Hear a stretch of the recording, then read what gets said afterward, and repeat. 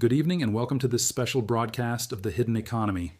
I am your anchor, and tonight we are breaking down a series of seismic shifts in the global financial landscape that most of the mainstream media is currently overlooking.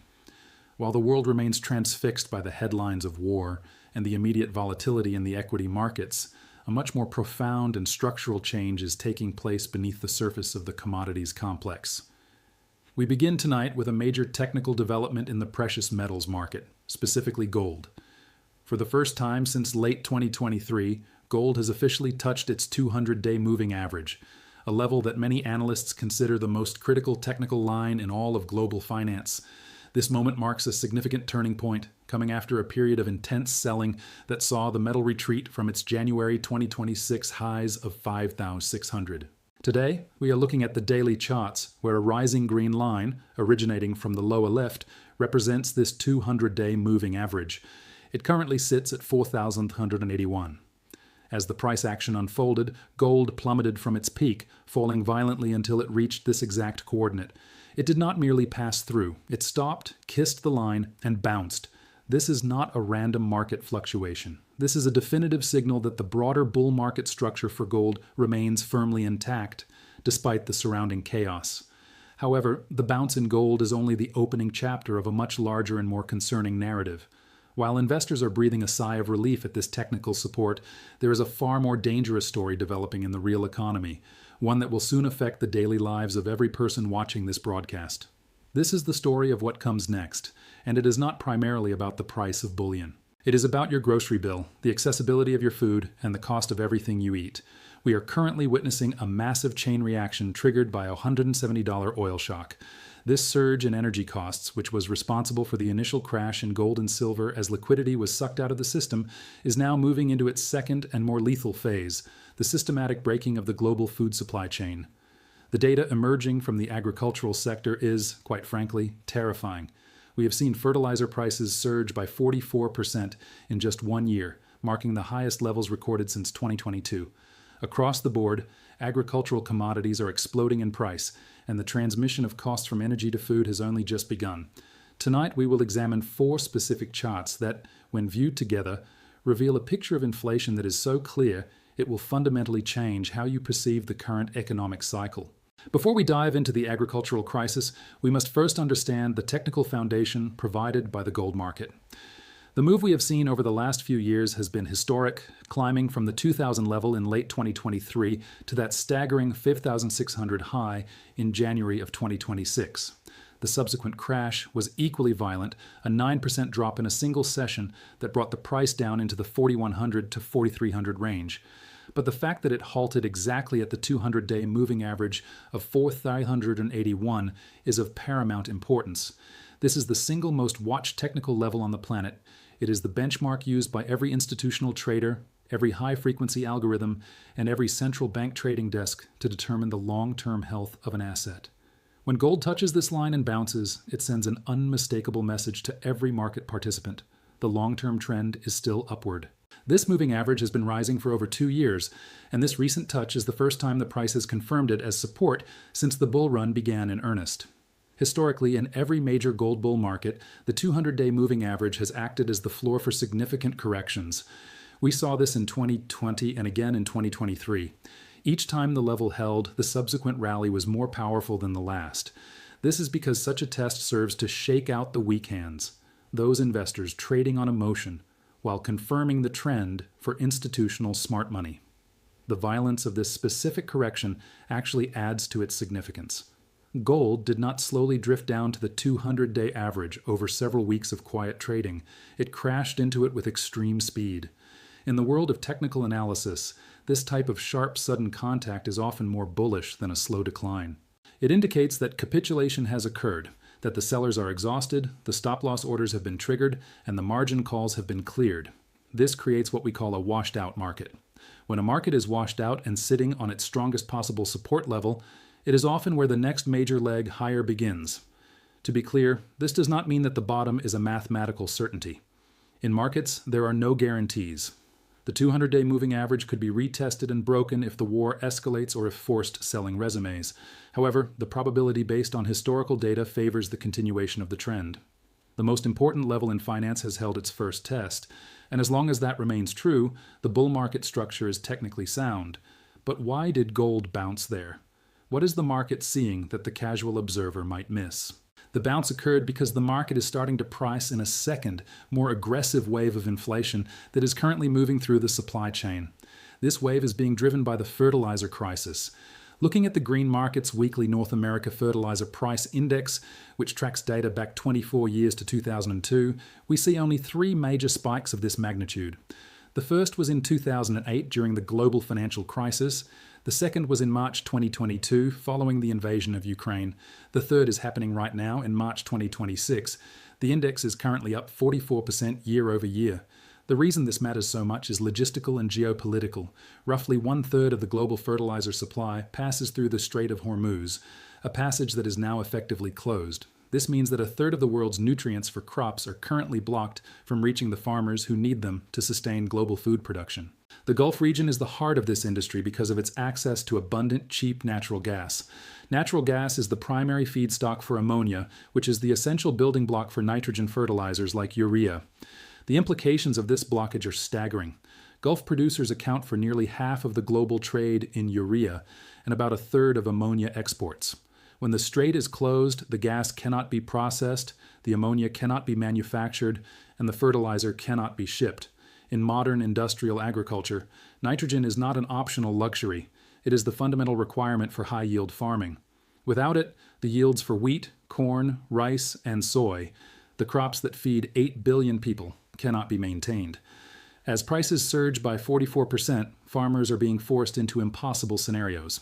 They must either reduce the amount of fertilizer they use, which directly lowers the amount of food produced per acre, or they must switch to less productive crops, or simply leave the land unplanted. Every one of these paths leads to a singular outcome: less food available at significantly higher prices. This fertilizer data is perhaps the most critical economic indicator in the world today, far outweighing the importance of the Consumer Price Index or Federal Reserve commentary. This is because fertilizer prices today dictate the food supply of tomorrow. There is a lag in this transmission. The spike we see now will not hit the grocery store shelves for another 3 to 6 months. We are currently eating food grown under the old lower-cost regime. The new supply, grown with 44% more expensive fertilizer, is what will be hitting the shelves this autumn. As we look toward the horizon, the evidence of this contraction is already appearing in major exporting nations like Australia, where wheat farmers are reportedly cutting back on their plantings due to these prohibitive costs.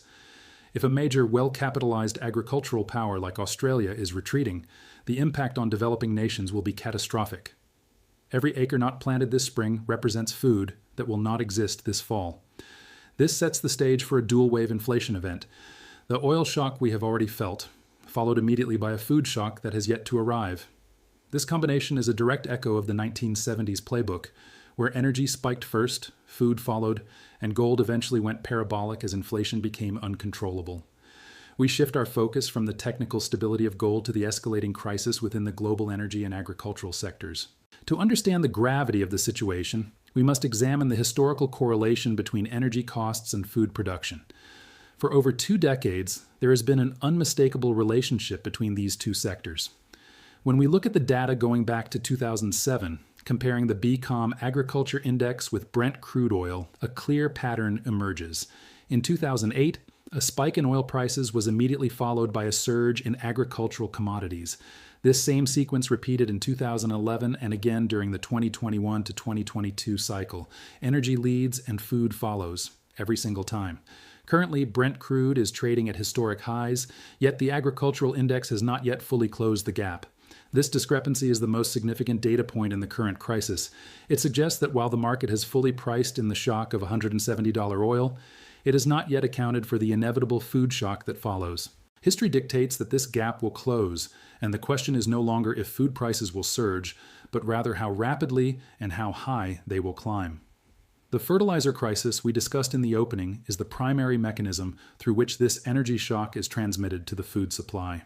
We must look closer at the specific logistics of the Gulf region to understand why the closure of the Strait of Hormuz is so catastrophic. This region is the global hub for ammonia and urea production. Because nitrogen-based fertilizers rely on natural gas as their primary feedstock, the abundance of gas in the Gulf has made these producers the dominant exporters for the entire planet. They currently control nearly half of the global urea trade and 1/3 of all ammonia exports. With the strait effectively closed, these essential building blocks for high-yield farming are being trapped at the source. Nitrogen is the cornerstone of modern agriculture. It is the non-negotiable input required for the production of wheat, corn, rice, cotton, and sugarcane. When farmers lose access to these nutrients, or when the price of those nutrients increases by 44% in a single year, the global food output is mathematically guaranteed to drop. This leads us to the impossible choices currently facing farmers around the world. In professional agriculture, there are three main responses to a 44% increase in input costs. First, a farmer can reduce the application rate of the fertilizer, which inevitably results in lower crop yields per acre. Second, they can switch to different crops that are less dependent on nitrogen, which reduces the variety and nutritional density of the global food supply. Third, and most severely, they can choose to cut their planted acreage entirely. We are already seeing reports that this is happening in Australia, one of the world's most significant wheat exporters. If Australian farmers, who possess high levels of capital and sophisticated infrastructure, are being forced to cut back on plantings due to cost and availability, the situation in developing nations is likely far more dire. Farmers in countries with thinner margins and less access to credit have even fewer options, meaning every acre left unplanted this spring is a direct reduction in the food supply that will be available this fall. It is vital to understand that the transmission from fertilizer prices to the grocery store shelf is not instantaneous. This is a process that takes months to unfold. The spike in fertilizer prices is happening right now in the spring of 2026 as planting decisions are being finalized. However, the impact of these decisions, the reduced harvests and the higher costs of production, will not manifest in the retail market until September, October, and November. This means that the food inflation currently being experienced by consumers still reflects the old supply chain and the previous year's lower production costs. The true new supply, grown under these extreme conditions, has not yet hit the shelves. When it does, it will carry the full weight of the 44% fertilizer increase and the $170 oil price. This delay creates a false sense of security for some investors, but for those watching the leading indicators, the second wave of inflation is clearly visible in the pipeline. This brings us to the concept of the dual wave inflation model, which closely mirrors the economic environment of 1973 and 1974. In that era, an initial oil shock was followed by a massive surge in food prices, which eventually led to an uncontrollable inflationary environment. We are seeing that same playbook today. The first wave, the oil shock, is already hitting household budgets through gasoline prices that have reached $8 to $10 per gallon in many areas. While consumers can choose to drive less to mitigate these costs, the second wave, food inflation, is much more difficult to avoid. Consumers cannot simply choose to eat less to save money. This creates a situation where household budgets are squeezed from two sides simultaneously. As the cost of survival increases, discretionary spending begins to evaporate, which weakens the broader economy even as inflation continues to accelerate. The financial markets are currently beginning to react to this reality, which explains the recent price action in gold. While gold crashed from $5,600 down to the $4,100 range due to the initial liquidity shock of the oil crisis, its bounce off the 200-day moving average suggests that institutional smart money is looking past the immediate volatility. These market participants are analyzing the same fertilizer and energy data we are discussing today. They recognize that a trapped Federal Reserve, presiding over a weakening economy and accelerating food inflation, is the ultimate bullish catalyst for precious metals. The Fed cannot solve a fertilizer shortage by printing money, nor can it reopen a closed shipping strait by raising or lowering interest rates. When the tools of the central bank become ineffective against the primary drivers of inflation, the role of gold as a protector of purchasing power becomes more relevant than at any other point in the cycle. Furthermore, we must consider the specific performance of agricultural commodities over the last month. When we pull up the data for month-to-date performance, we see what can only be described as a wall of green. This is not an isolated event where one specific crop is having a difficult month. It is a broad-based, simultaneous move across the entire agricultural complex. Palm oil has surged by 13% in just 30 days. Cocoa is up 10.5%, and Arabica coffee has risen by 10%. Soybean oil has increased by 6%, while hard red winter wheat and corn have seen gains of 5% and 3% respectively. Even cotton, rapeseed, and soy meal are all trending higher. This broad-based inflation is a leading indicator of what is about to hit the consumer. Palm oil alone is an ingredient in thousands of products, from cooking oils and packaged foods to cosmetics and cleaning supplies. When it rises 13% in a month, the price of cereal, chips, soap, and bread follows. When soybean oil and wheat rise, the cost of restaurant meals, pasta, and meat increases. This is the chain of inflation that is currently building behind the scenes, far away from the headlines of the daily stock market movements, where the focus shifts from the macro-level energy shock to the micro-level reality of the global agricultural complex. To understand the gravity of the current situation, we must examine the specific performance of agricultural commodities over the last month. When we pull up the data for month-to-date performance, we are met with what can only be described as a wall of green. This is not a scenario where one or two specific crops are experiencing a bad month due to localized weather events. This is a broad-based, simultaneous move higher across the entire agricultural spectrum. The numbers are staggering. Palm oil has surged by 13%.